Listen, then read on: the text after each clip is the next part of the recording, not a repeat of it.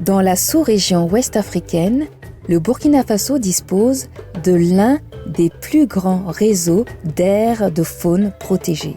Parmi elles, on retrouve la forêt classée, le ranch du gibier de Nazinga et le parc national de Pau, dit Parc national Kaboré-Tambi, PNKT. Situé au centre-sud du pays, il constitue, avec le corridor qui les relie, la forêt classée de la Sicile et les villages environnants, un ensemble unifié appelé Complexe Ponassi, Pau, Nazinga, Sicile. Cette réserve naturelle abrite de nombreuses espèces comme l'éléphant, le buffle et de grandes antilopes. Mais depuis quelques décennies, les pressions humaines et le changement climatique menacent cet écrin de biodiversité. C'est pourquoi en 2018, l'Université libre de Bruxelles a obtenu et coordonné un projet de recherche pour le développement, PRD, financé par l'Académie belge de recherche et d'enseignement supérieur, l'ARES. Ce projet a été mis en œuvre avec ULB Coopération, l'ONG de l'Université libre de Bruxelles et l'association locale Nature et Développement Natudev. Objectif, réaliser un état des lieux et évaluer les potentialités écologiques du complexe Ponassi.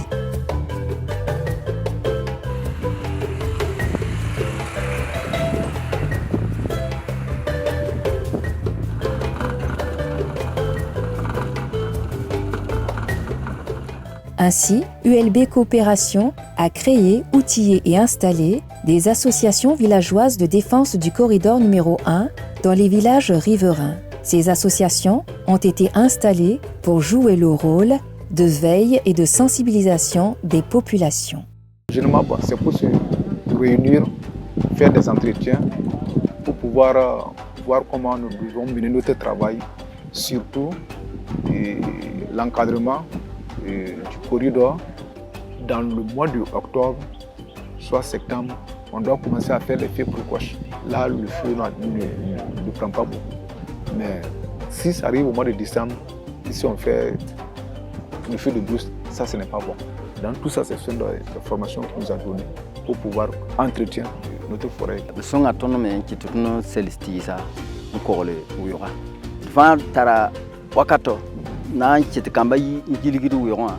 Ranyet nere sam, zing, a kiedaro, aratu anyora bugum amana salo, ton zabram. Ton pama, bas sur le tokabe, ton anyokasaba, ou nabaneng, en con à Savasande. Afin d'assurer la pérennité du projet, l'agroécologie a été promue, à travers notamment la régénération naturelle assistée RNA, une technique d'agroforesterie qui consiste à protéger et à gérer les repousses naturelles que produisent les souches d'arbres et arbustes dans les champs.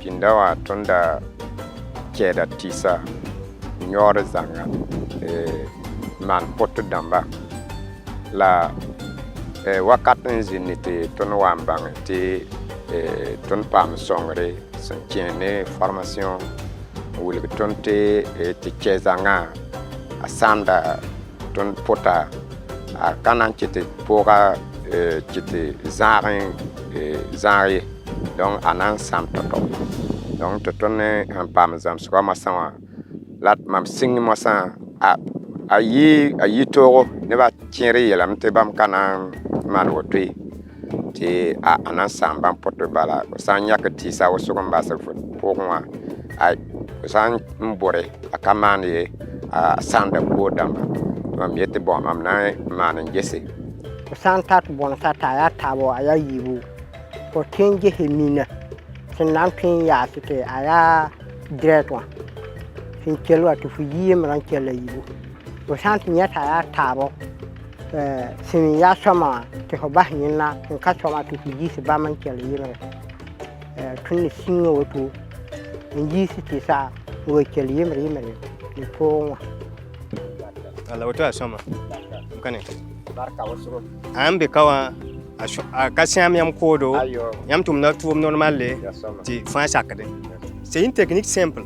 Il suffit juste de savoir identifier les jeunes pousses et les entretenir pour qu'ils puissent grandir.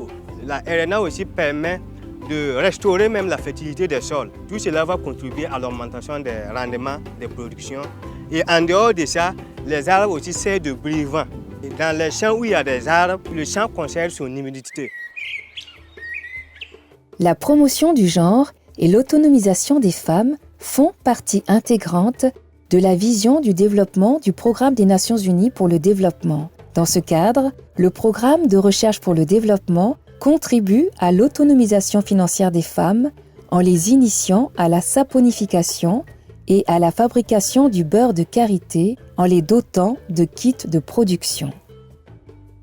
Ton parla gurma ton pama tero e tum tero so ton pama e ter ni mana sanfana ni e kama kamara ton pama formation mane la duna ton hani kama kamara e man ton ti mana kamara soma mahani sanfana fam de ban de groupe ma ka do sal de go de te seta de ba ne je man tum la de mbam vo mana ma ka set na kana wa si set ka si wan tan kana ka wa sa de la bukatan tani mo jare jar na ko ata aya ah mpe si ne sitin gent kan nwe le zan ka si wan kana kre si nfi si nzare ntare njare njata na lori nzan pe entin pe kun gunu bre bande luga pe kun fanga tan de bade ni na luga banta be bade do ma ka pe bre mama siara de luga dane ne lugutin na ban ko kwarawa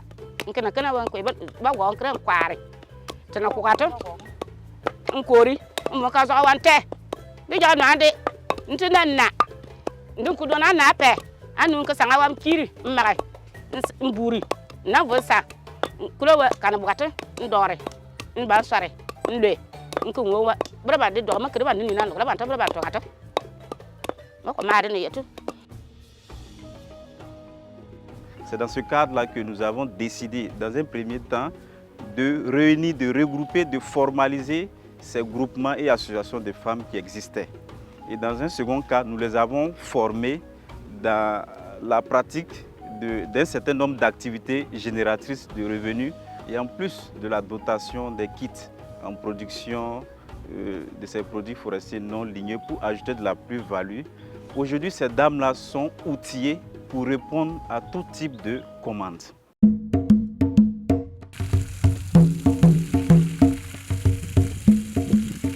Dans le cadre des activités du programme Système alimentaire durable, ULB Coopération a aménagé dans les 6 villages du corridor numéro 1 des espaces d'échange d'expériences appelés Champs Écoles Paysans CEP. Les CEP servent de terrain de sensibilisation et de formation de producteurs et productrices à la transition agroécologique.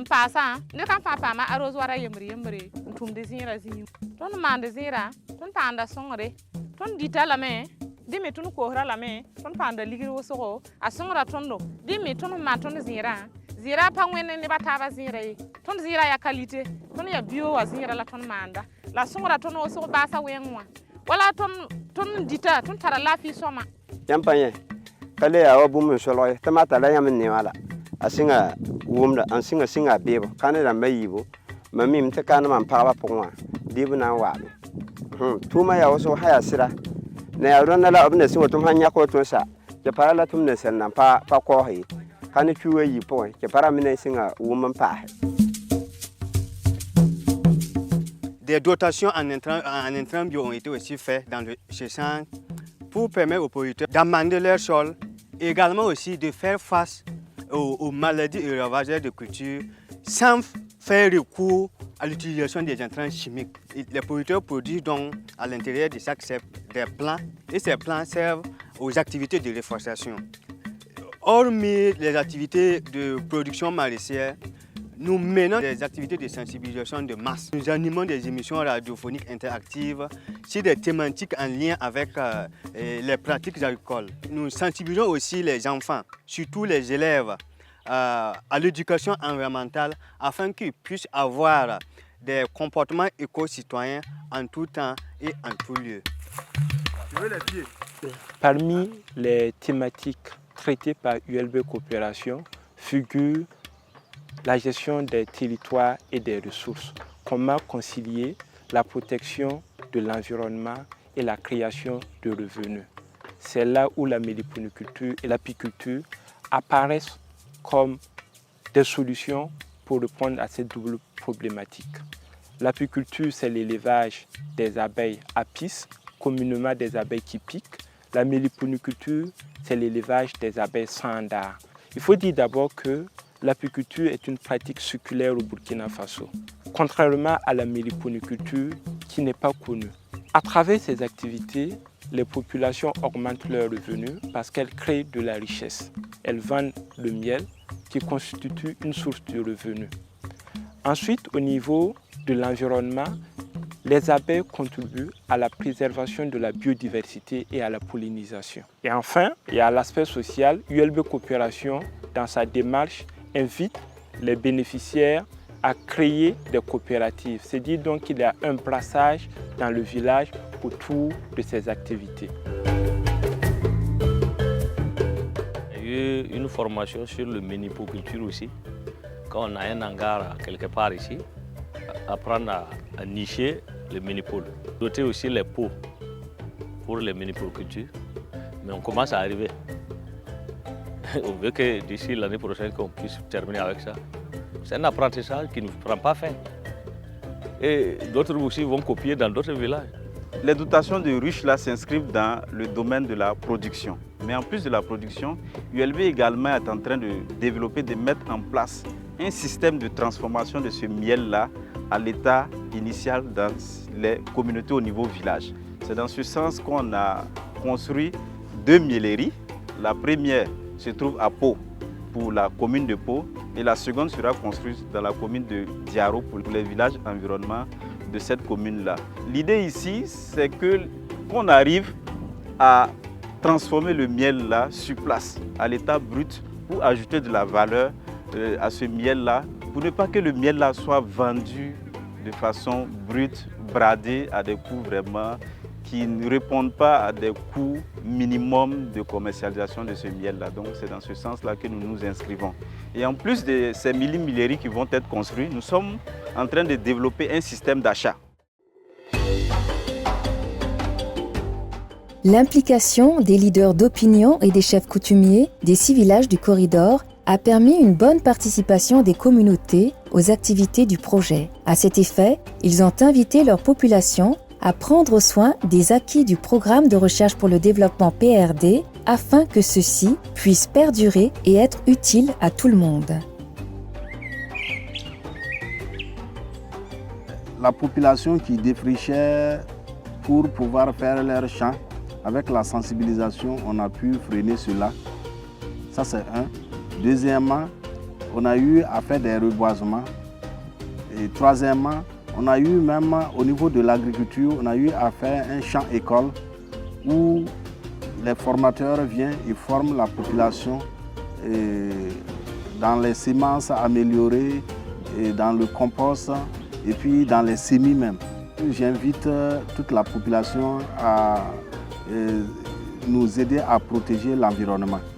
Comme ils ont su adhérer au projet, de continuer à suivre le projet et à utiliser les voies et moyens que le projet a mis en place pour les faciliter l'entretien de la faune et aussi les réalisations qu'ils ont pu faire, les entretenir pour qu'ils soient encore plus bénéfiques pour eux et surtout d'accompagner non seulement le projet dans la réalisation de certaines choses, mais aussi de pérenniser même les acquis qu'on leur a donnés et que, en fin de compte, ça puisse profiter à la population et de protéger la faune, la végétation pour que les générations futures puissent connaître certaines plantes qu'on utilise pour se soigner qui sont en voie de disparition.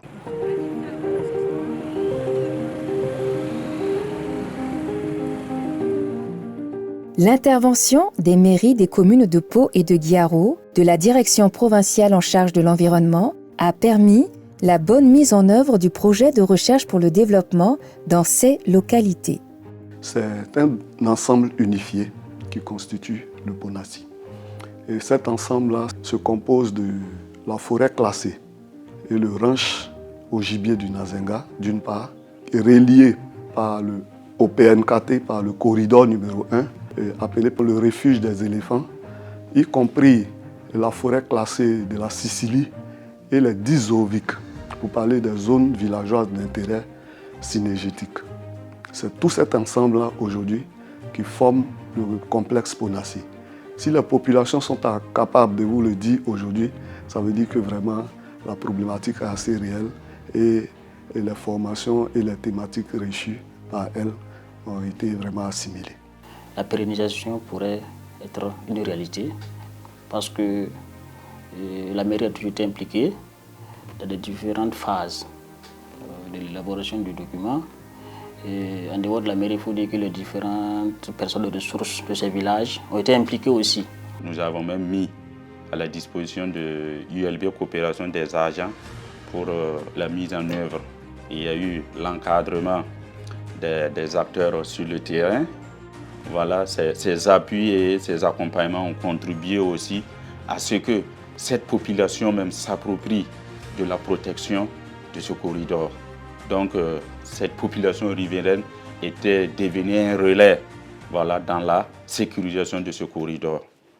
Côté recherche, le programme de recherche pour le développement PRD a financé le travail de 5 doctorants et doctorantes burkinabés encadrés par des professeurs des universités Joseph Kizerbo et Thomas Sankara au Burkina Faso, Liège Jean Blou Agrobiotech et l'Université libre de Bruxelles en Belgique. Leurs travaux, menés avec les collectivités locales, portaient sur l'analyse des filières des produits forestiers non ligneux, la méliponiculture, les systèmes agraires, l'analyse paysagère diachronique, l'étude de la gouvernance pour une meilleure conservation des ressources. Ce projet n'est pas un projet comme les autres. C'est un projet de recherche-développement parce qu'il y a eu la collaboration non seulement des chercheurs, mais aussi les ONG, les praticiens. Ce type de collaboration permet d'éviter les cloisonnements parce que les résultats de recherche doivent être utilisés par les praticiens. Les universités ont des étudiants qui eux aussi ont besoin de terrain pour leurs travaux, de mémoire comme de thèse, et les universités ont besoin de connaissances scientifiques. Donc vraiment c'est vraiment un partenariat qu'on peut dire d'intérêt pour tous. La recherche a un coût, on a besoin de l'appui financier surtout de ces ONG qui en retour pourront utiliser nos travaux et nos résultats sur le terrain pour contribuer au développement socio-économique des populations. Quand une université a la chance d'avoir une ONG qui fait de la coopération au développement, je pense que s'associer à des collègues académiques, à des chercheurs, pour pouvoir en fait baser leurs interventions sur des bases scientifiques solides, pour moi c'est du gagnant-gagnant. Et moi ce que je retiens fondamentalement et ce qui force mon admiration en réalité, c'est l'engagement des 5 doctorants du projet. Ce sont les efforts qu'ils ont fournis, ce sont leur ténacité, puis la qualité de leur production scientifique. Et durant ces 4 années de thèse, tout s'est bien déroulé, qu'il s'agisse avec mes camarades doctorants ou qu'il s'agisse avec toute l'équipe encadrante du PRD. On a pu s'intégrer vraiment à la population, on a eu même à faire beaucoup de séjours là-bas, même malgré l'insécurité, il y a nos guides qui continuent de nous accompagner dans le cadre de ces travaux. Dans toutes les activités que nous avons eu à mener dans le cadre de la thèse, il nous fallait forcément travailler tous les jours avec les villageois. Donc j'ai eu en tout cas de très bonnes relations avec eux. Nous avons travaillé dans de bonnes conditions. J'ai appris auprès d'eux, eux aussi ils ont appris auprès de moi. Ce travail servira en fait à orienter la prise de décision au niveau des autorités ainsi que les organisations non gouvernementales en matière de gestion durable des ressources et pourrait éventuellement en fait contribuer à restreindre la pression la pression anthropique en fait sur les ressources forestières dans le complexe Ponassi. Ce travail constitue un plaidoyer pour légitimer l'existence des deux corridors. Si on met correctement en œuvre nos différentes recommandations, je pense que ça pourrait contribuer à résoudre un tant soit peu les problèmes de pauvreté, d'insécurité alimentaire et contribuer aussi à ce que les femmes soient vraiment autonomisées au sein de leur ménage. Il y a eu pas mal de difficultés, mais les bons moments ont pris le dessus par rapport aux moments de stress et tout. Et c'est vraiment remercier toute l'équipe de coordination qui a pu véritablement mettre ce projet en œuvre. Et cela a été bénéfique au niveau des entités écologiques, au niveau du monde universitaire et au niveau aussi du monde des organisations de la société civile. Et c'est le Burkina qui gagne. Moi, j'en garde d'excellents souvenirs, de très bonnes interactions et j'ai l'impression qu'un réseau est en train de s'étoffer avec des nouveaux acteurs qui sont les docteurs qui sont sortis et qui vont permettre certainement de participer, de susciter des nouvelles actions avec les populations bénéficiaires. En septembre 2023, le plan d'aménagement, de gestion participatif et les thèses de doctorat ont été remis solennellement au ministère de l'Environnement, de l'Assainissement et de l'Eau en vue du classement du corridor numéro 1 du Ponassi. Cet outil adéquatement utilisé contribuera à la préservation participative de la biodiversité tout en respectant les besoins et attentes des populations environnantes.